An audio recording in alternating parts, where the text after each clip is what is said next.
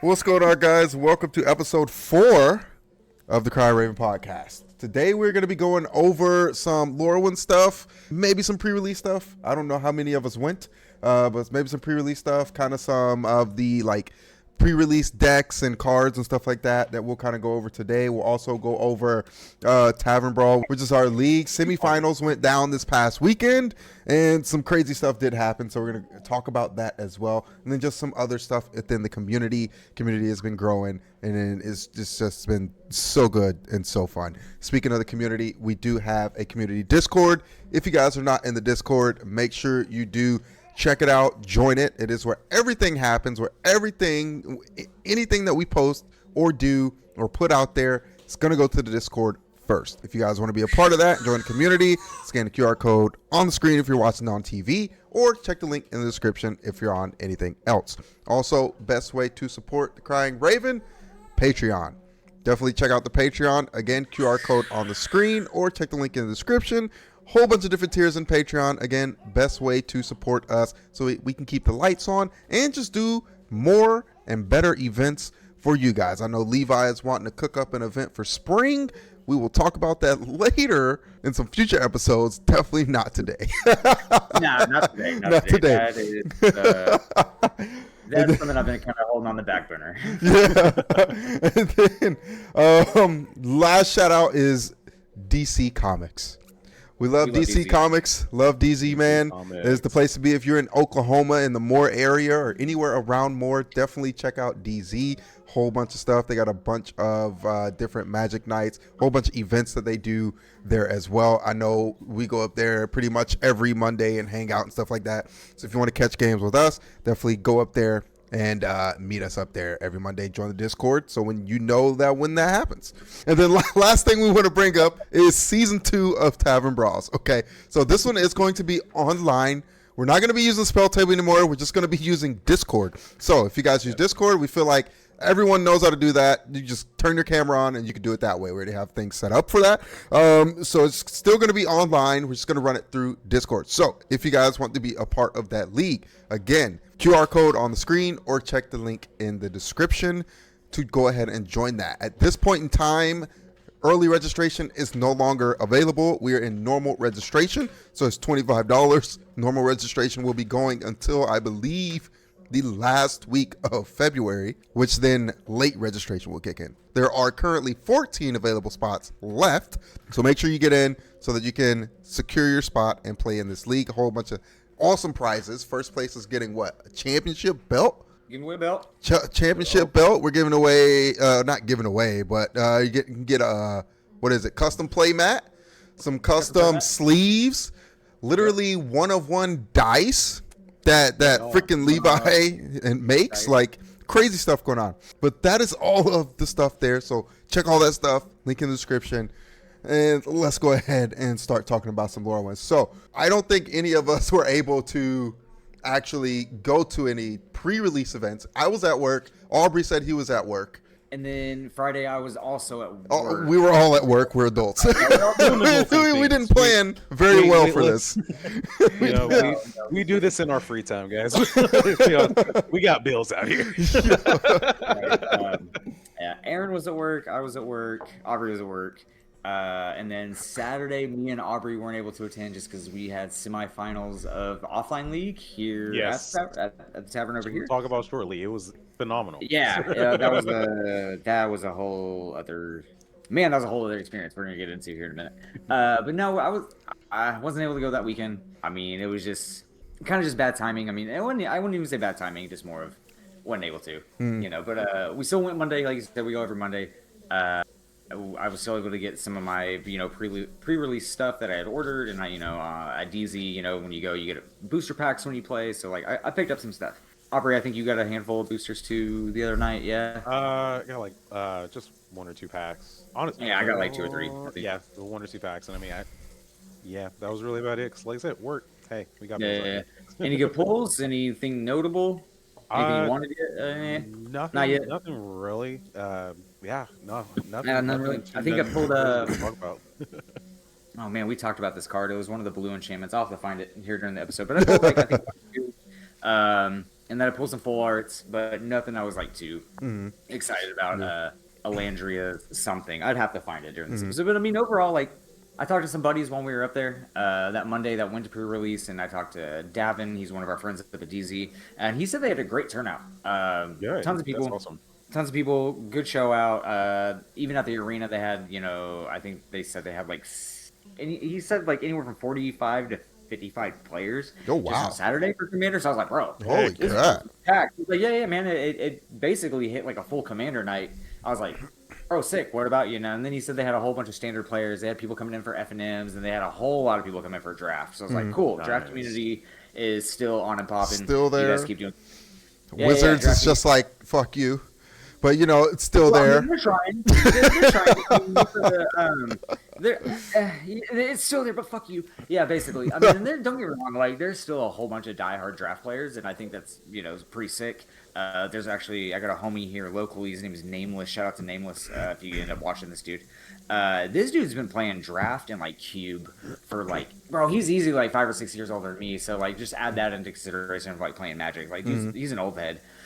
But he loved it, and he told me, like, I was talking to him on Twitter, and he was talking about the draft night box that they did for Lorwyn was actually pretty sick. So I'm like, that's something we might, like, either do a giveaway or, like, Aubrey, me, and you, or we'll all crack one open and we'll play at the house. I mean, have you played draft? Do you know how to play draft?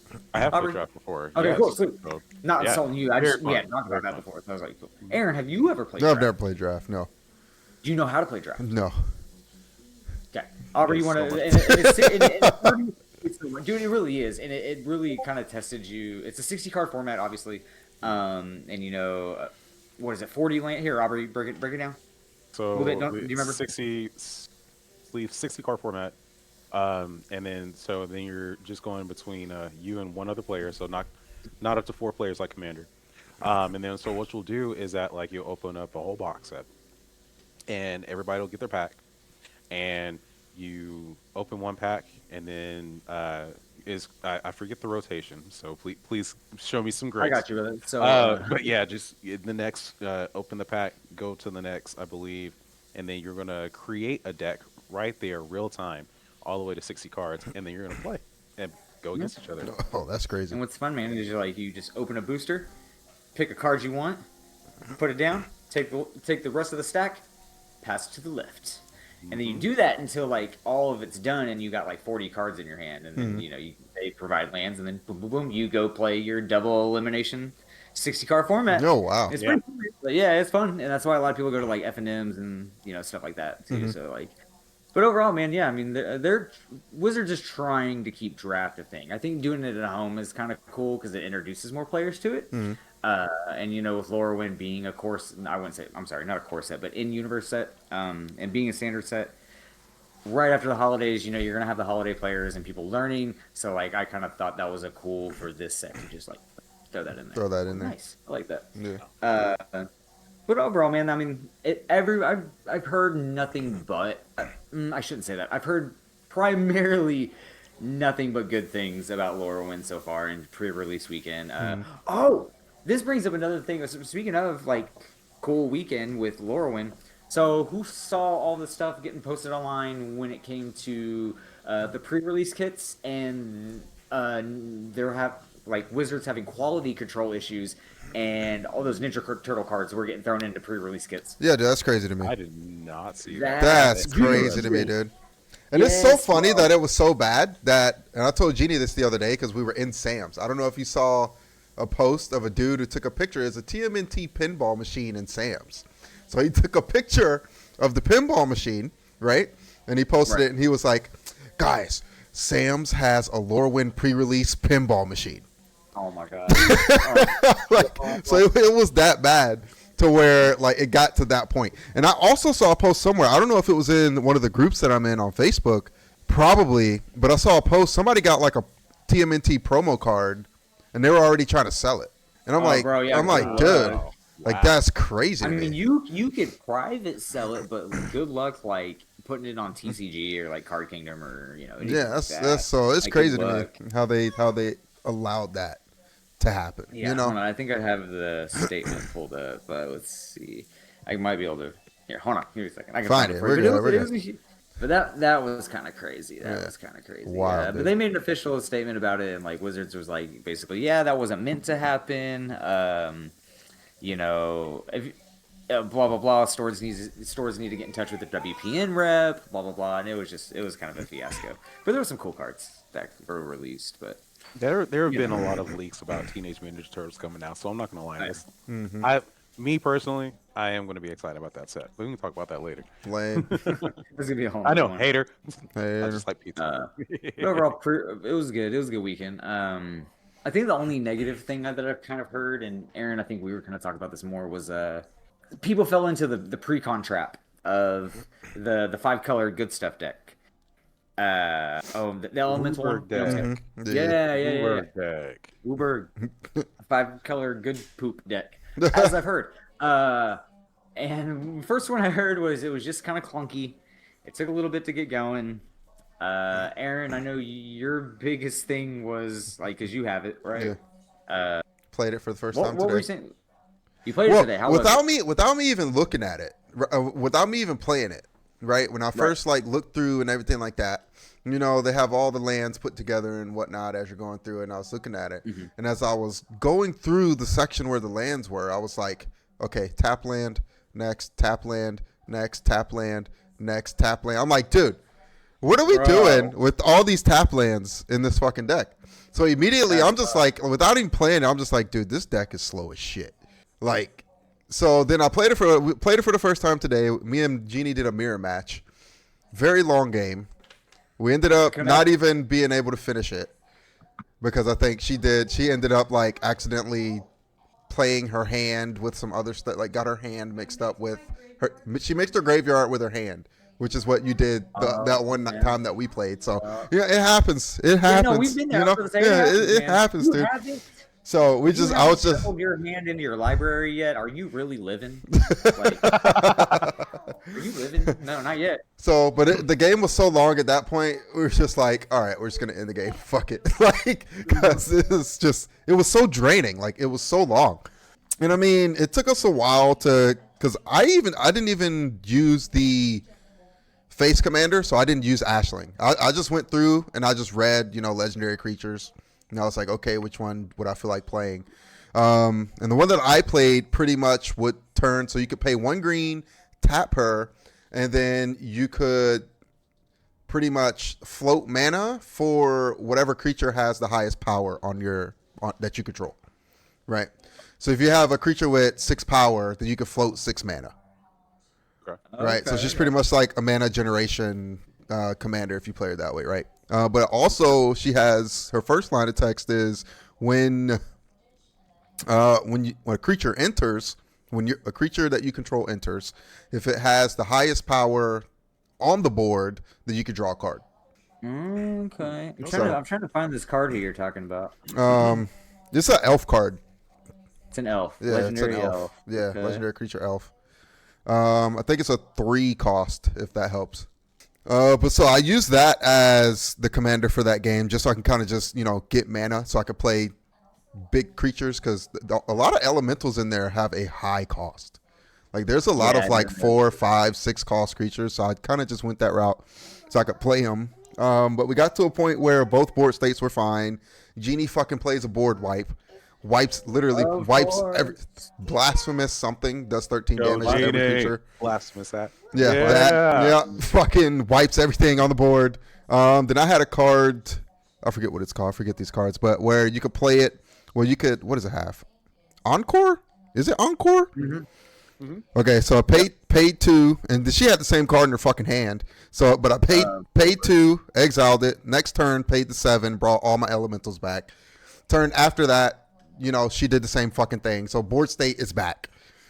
Right.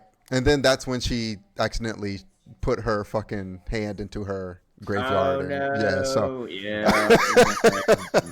It happens. But very long, very slow. Things can happen if you get there. You know what I mean? If you're just playing like casual, bracket 1, bracket 2 decks, it's fun. It's just like be prepared to play for at least an hour and a half. Yeah. More slower. And that's fair. Most pre-cons kind of feel that way. So, we'll definitely get like a list of like the the elemental deck, and we'll kind of do our version of like, okay, let's take away 10 and let's add 10. You know what I'm saying? Yeah. Nah, we'll do stuff like that. I mean, Aubrey, you haven't got a chance to play with it yet, have you? No, Yeah, I don't want to. I You did have not. I didn't pick up that pre-con deck or anything like that. No. Like I'll probably take some of the like creatures or some of the creatures I might make my own commander or something like that. Yeah. But I don't. There's Like, I there's saw some the big deck. boy creatures you would like for sure. Yeah. Okay. Yeah. No, I'm for sure. So, because I know like one of the elementals, Omnath, is in Yeah. there, and I'm a Yeah. big Yeah. Omnath fan. Mm-hmm. So, like that'll do work. But yeah, I'm pretty sure like because honestly, like with your Wooburg set, like I think this is kind of the normal thing. Is like you can use any color, but like it just comes in with tap lands just because like it's precons are used for like people just now getting into Magic, quote unquote. You know what I mean? Mm-hmm. So like whenever you get a chance, you're gonna be like, okay, I really want to start to wreck with this deck. I'm gonna put in like this freaking Just Garrick's Uprising. Yeah, Jessica's Will. Garrick's Uprising. So you get just more start throwing card in your draw. staples. Yeah, for sure. No, for You sure. and that's what I'll say. We'll end up doing a dissect of 5-color good stuff and breaking it down and taking in and outs. Now, I did hear Jared. If you guys haven't been on our Patreon, Jared's got a dope little article on our Patreon talking about his Eggman deck tech. It's up there. But he bought both, and I was talking to him Monday, met up at DZ's, and he really likes the anti-Ul deck. He likes Yeah. the blight mechanic, bro. He works it real It was well, fun, man. dude. I played it today Yeah, too. yeah. Oh, did you play against it today? Yeah, Nice. I played it. Oh, I you used run it. I Oh, used it, okay. yeah. A lot of math. But if you can kind of synergize like the -1 counters, you start peppering off creatures up there. He added like a blood artist, and it worked really well in his favor because like he was just kind of, anytime a creature would leave the board, you get pinged, that kind of stuff.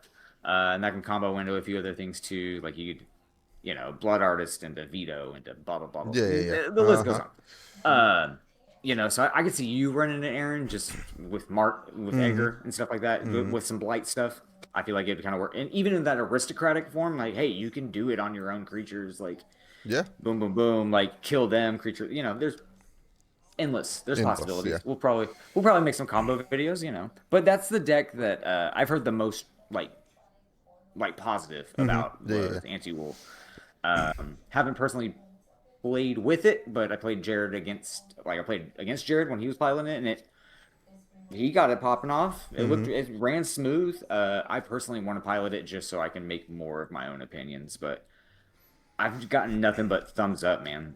So Yeah, it was fun, dude. It's very controlling too, because it almost makes the other person feel like they can't really play the game. It's so interesting. Like, it's a black deck that kind of plays like, what is it? Rakdos? What the fuck is it? Black, red, blue. Black red Rakdos, yeah, plays a little Rakdos. Yeah, You sacrifice a lot of stuff too. Yeah. So, but it's almost controlling too, because there's a card in there that I played earlier. It's like, if an opponent's creature has a -1/-1 counter on it, they can't attack or block. And then I played 2 creatures that they entered with -1s, but then you could take it off and put it on a different card. I want to say Jared used that against Salem sometime this Monday. Yeah. I remember that. I can't remember the name of the card. But yeah. But it's very controlling. So like, even if, and one of those cards that enters, so I think it was a 4/4, enters with 3 -1/-1s, but there's no cost to remove them. You can just remove them and put them on something else. So like, if there's a board state where the other player has 3 creatures and you have the other one to where they can't attack or block, you play that card, you can instantly just take the 3 1/1s, put it on their board. They can no longer, those 3 creatures can't attack or block. You know what I mean? Can't do nothing. Can't do shit. They're just there. Free So damage. very controlling if you play it right. Depends on how you really want to play it, though. I mean, it's 100 cards.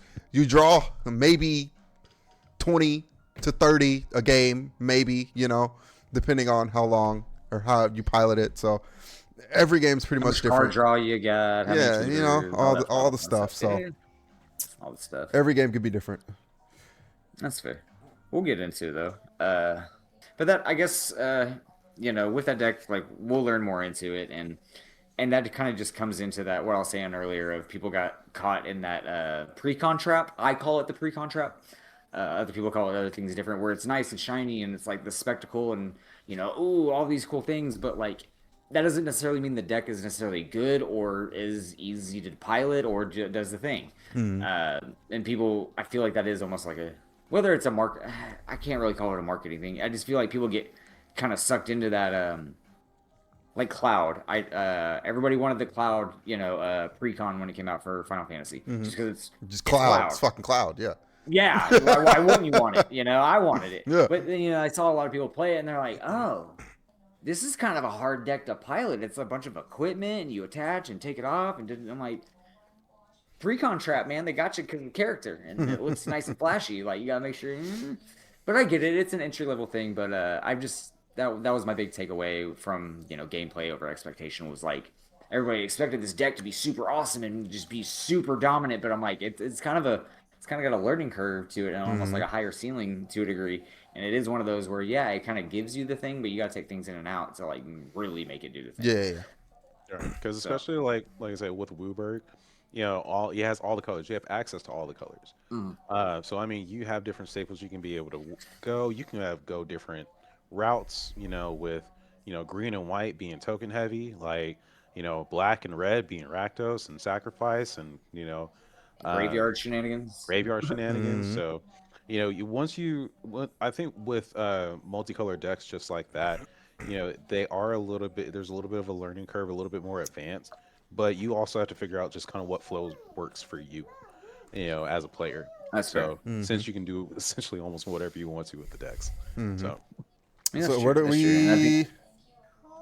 we think, like, from what we've talked about, what we've seen, where do we think like the deck or the shall I say the set Lorwyn just in general kind of still shines with like negatives, positives, stuff like that?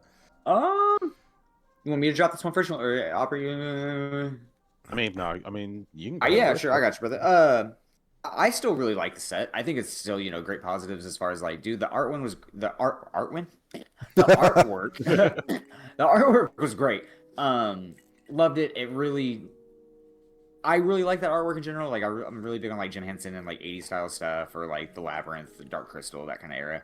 And it is just as good as Lorwyn, the original set. It's very whimsical and stuff like that, and fairies, etc. So like that's always a big selling point for me. It's in universe. I like the kindred of the set. Elves, pardon me, goblins, giants, merfolk, everything. I like kindred stuff. It's always been kind of a magic thing for me as well. Like you have your different tribalism, more or less. Yeah. And just overall, like I thought the set brought really good cards. I thought there was going to be a little bit more, like, I guess you would say, like powerful cards or more cards that be on a competitive level, but hey, we'll take what we can get. We got Hexen Sculpture and a couple other good cards, so I was like, bet. We got another creature tutor, the elf, I forget that dude's name. Yeah, and then we got everybody's new favorite elf goth mommy, the high perfect Morcant. She was actually kind of a talking point. I was talking to somebody the other day, and he was like, bro, I was watching the other episode and you guys were talking about, my new waifu. I was like, bro, you gotta stop. You gotta stop. We see you. No. But overall, I think the set's been good. It has been a breath of fresh air to kind of get away from Universes Beyond. I didn't want to go back to New York, but it looks like here in a month or so, it looks like we we're going back to New York. All right, we'll just do it. Okay. The sewers of New York. Pizza.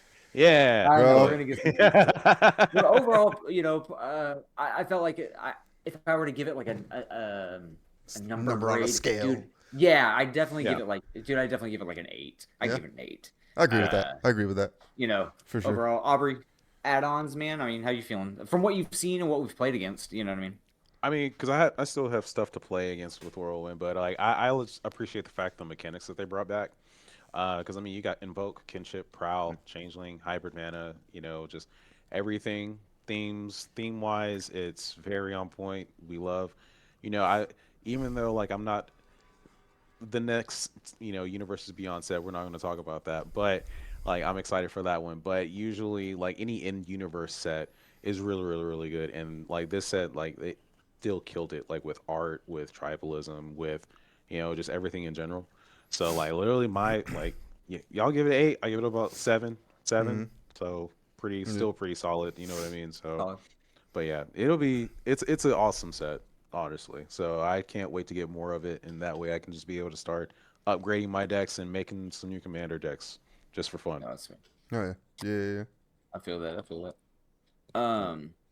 Do you plan on using? Did you see anything in Lorwyn that you are automatically like, okay, yeah, that's gonna get upgraded, like automatic, like a top card if you were to pick one that, okay, I'm taking this from Lorwyn and trying to implement this into my everyday like commander decks. Hexing Squelcher. I mean, I'm just I knew it, man. Listen, bro. Why did I even ask? Yo, that's fair though. Oh my Like, goodness, bro. I think, I mean, you got one, Aaron, or that you can automatically think of, like, yo, that's my, I'm going to it Not automatically. yet, really. No, Not yet. nah. And I'm still waiting on my fucking what is You it? still waiting on a Play box? booster box. Yeah, I'm still waiting on a play booster Oh box. man, who's that Um, coming through? I don't fucking know. Some vendor through TCG. I don't know the actual vendor name. Fair. But yeah, when I get that, open those and go through it, I'm pretty sure I'll see something. There's a few cards that I want, like Morcant, I want just because what she does is cool. I like for Yeah. me, she's just cool. That blue and black enchantment the blue and black sorcery that we went over in last podcast. I want that. The one that makes you pretty much mill cards until you mill one that's 5 or more, I believe. That one. Want that shit for sure. But other than that, so far, not really. That's fair. I think like one of my first big pickups, like I'm surprised I didn't already grab it. This week at some point. I want to pick up a Morsong Aria, and it's that legendary enchantment. It's a 3 black cost, and it's players can't draw cards or can't gain life. That one. Yeah. I really want to try a lockdown theme with that, like opposition agent or like stranglehold, and it's the one for more songs because at the beginning of each player's draw step, player draws the 3 cards, or that player loses 3 life, searches their library for a card, and then put that card in the shuffle. Blah blah blah. Yeah. So everybody gets a tutor, but with stranglehold and some other stuff, you can definitely like lock down a table pretty hard to where you basically Can't do anything. have a turn. Yeah, you don't have a turn. And that goes back to this. Some other guys I've talked about, that was like their big thing with Lorwyn is there's been some really good combo pieces added, and that that was a big positive to take away as well. Cool. So, but yeah, and definitely that's something I'm gonna be looking forward to as far as like how do players, especially like within our leagues and stuff, how are they going to implement some Lorwyn cards? I know. Salem is looking to upgrade his dog. That man Salem. So we're gonna take a 45-second segment real quick and just be like, Salem, if you end up watching this, man, you have made so much waves in a good way and have turned so many heads in just like the last month that we're not used to playing against like artifacts matter and legendaries matter. So if you guys don't know, I'll try to get a deck list here soon. But he plays Yoshimaru, and I forget his backup. Jessica. Jessica. It used to be Rog, but we'll get it put up here. But the dude's quick, man.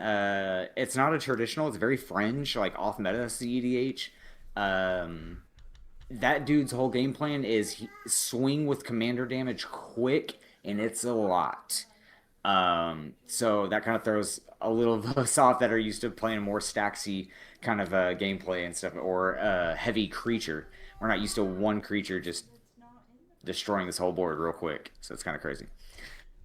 But shout out to Salem if you guys get a chance. So, but that kind of brings me into Aubrey, you want to lead us off about we had an interesting Saturday. It was great. Yeah. It was fantastic. Yeah. You want to talk about that, big dog? Oh, absolutely. I bet you would. Oh yeah. So it was in the middle of our league match. It was players were going to be Rodney, Aaron, my little brother, myself, and Levi over here. So So literally, we got to just to get down to the nitty gritty. Levi, you were playing was it Carrick? Is that correct? Right, Carrick?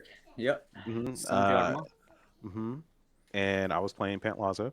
Mm-hmm. Uh, Rodney was playing Terra, Herald of Hope. Yep. Yep. Herald of Yep. Hope, and Aaron was playing Zuladok, Void Gorger. All right. So, ended up happening is that um, I had to kill Levi. I just had to. And so I got Yeah. him. Rodney killed me. And then next thing you know, Rodney decides to go ahead and try to go for the killing blow for Aaron. And I'll kind Uh, of emphasize on this like board state, if that's okay, just to yeah, kind of absolutely, give absolutely. paint a little bit of a picture of what's kind of going on. Yeah. Um, so at this point, it's probably okay. So if you guys aren't familiar with our league, we run an hour and 30-minute timers on our league matches with about a 10-minute grace period at the end of the timer just for turns. So at this point, it's about turn, I'd say 7. Like Aubrey had said, I'd already been knocked out. After me, it was, Aubrey, Then and me. it's just Aaron, and then Rodney Rodney. left. Rodney's got a pretty decent board state. He's got quite a few creatures out. Aaron's got a few Eldrazi out, maybe one or two. He's kind of playing more of the artifact game. And the life total's not that far. I think there's probably about 20 life, not even, maybe about 18 life between the two. Rodney's kind of game plan from what I saw was okay, we got 20 minutes left in the round. I'm going to do as much damage to him as I can on this next turn. Well, I 2 turns prior to that, Aaron had played Karn. I forget the full name, but it's the Arn Planeswalker. liberated. Liberated. Yes, thank you so much. Karn liberated. And he was able to keep that for about 2 turns. So he activated his ability, his +4, I think it was. +4 ability. Yep, I'm Yeah, looking he at it right activated now. his +4 ability twice without it dying or being removed. It's just, at this point, it's a 1v1. Um, and back to Rodney, gets to the turn. He basically swings out at Aaron, but he kind of forgot a key step right here. There was a little tunnel vision. I talked to Rodney about it a little bit. He said he got a little bit of tunnel vision, but he swung out directly at Aaron, like to the face. He didn't declare any attackers towards Karn. So Aaron's just kind of like, sure, I'll take all that damage. Okay. And then he went ahead and activated Karn's, what is it, negative -14?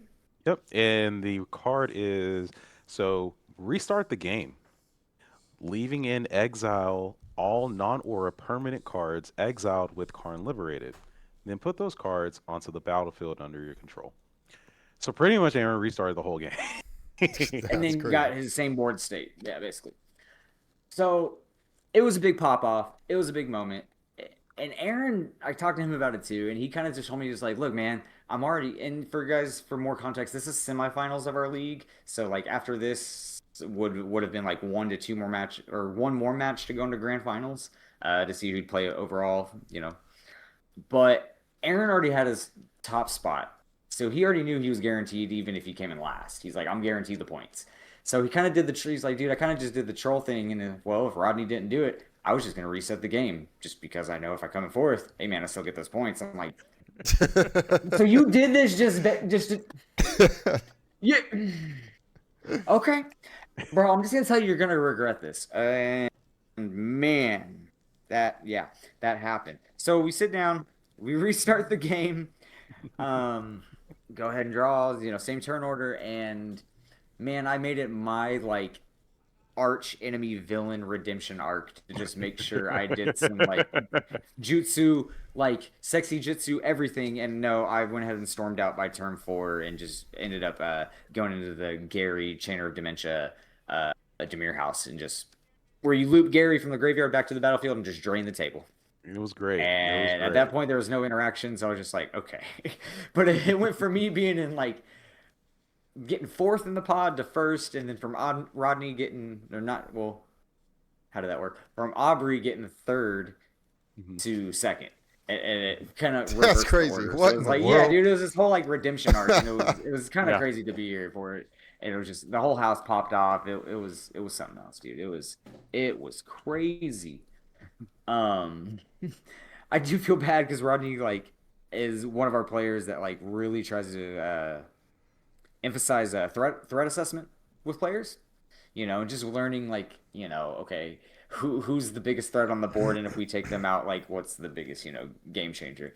I know that's something he emphasizes to you a lot. Yes. Was threat. It's okay. He forgot Karn was on the board. It's fine. Yes. He just completely forgot he was there. He had Shroud, bro. Don't worry about it. Yeah, he had Shroud. Like, fine. You only make those mistakes once. It's Legit, bro. Legit. He's gonna be second guessing anytime he wants to swing out at anybody now. He's like, what do you got? What planeswalker do you got out here? You see Rodney over here just like, hold on, bro. What is this? It's like, I know it's not going. That better be Jessica. That better be Jessica. But that does just come, overall lesson from there is, hey, slow down, situational awareness, and just board awareness too. Like it's just a learning thing. It's no biggie, But it does make for some good stories and for some epic comebacks. Mm-hmm. And then that also kind of goes into like perceived and like versus like real threats. Like I know I get perceived as a threat a lot just because early game I'm doing a lot to set up. So everybody's like, uh-oh, the mono black player or the black variant player is doing a bunch. Problem. I'm like, But my man over here has got a Sensei's Divining Top, and I'm pretty sure he's got a tutor. So I mean, he's gonna have like a bolus. Bro, are you sure? Because this man's about to really get infinite mana if we're not careful. No. You got things going on. I know, but he's got the top and like 2 other artifacts. Are you real threat? Real threat. I know, but you're swinging every turn. I'm like, I know, but this man's going to go, okay, you know what? I guess I'm a threat. That's fine. We'll do that. But that just comes from, we've talked about that before, just overall, like, experience. Once you've seen more combos, you've played more games, you're going to understand, like, just because I got a big scary guy doesn't mean I'm the worst guy. Right. We've talked about that. So, so there's a about my 5-way tie? Yeah. It did come into a 5-way tie. Let's see. We know we got scores posted. Yeah. It's gonna end up being. It's not gonna be a Swiss. We're gonna have to do basically like a preliminary, more or less. So if you guys don't know how the league was structured, is at the end of your pod, depending on what you place, is the points you would get. So at the end of the season, you want to have the lowest score possible. Think of golf score. You know what I'm saying? Golfing. You want low scores. So by the end of it all, I do have. Look at me not being prepared. Oh, I have the listings right here. You got them, brother? Thank you for being prepared. Don't listen to me. Aubrey's the man with the plan, not me. Aubrey, you got the scores for us, boss? I do, yes, sir. So I'll just go start from the top going down. So yeah. Tied right now for first are Nick and Colin. So great job, guys. Nice. Great job. Right now, they both have 17 points. Aaron has 18 points. You and I, Levi, are actually tied with 19 points. And Jared, 21. Nice, and, Rodney, 24. Like, hey, so Rodney has been definitely one of the main go-getters like this whole season. Like, and he's gone up and down too. Yeah. He's gone up and down. He was top 4 at one point. He was top 4 for a long standing. I know it was at least for 2 matches he held into that top 4. But since you guys noticed, there's no like actual, top 4 placement. It's gonna have to get broke because there's some ties somewhere. So what we're gonna have to do is we're gonna have to go into a preliminary. And what we're gonna do there is we'll have a weekend. We're gonna set it up to where Colin, Nick, me, and Aubrey are all gonna have to play in a prelim. And basically the top 2 from there will advance into the finals. And then whoever the last 2, like from that pod are gonna play the bottom 2 of the bracket. And then that pod, those 2 winners will face the 2 winners from here. See what I'm saying? So I'll have to do it in a bracket. Like I'll write it down. It's on paper. But so it'd be the top 4 will play in a prelim, and then the bottom 4 will play in a prelim, and the winners from each one will play in grand finals. Make sense? Makes sense. Oh, yeah, since there's that tie there. Mm-hmm. Booyakasha.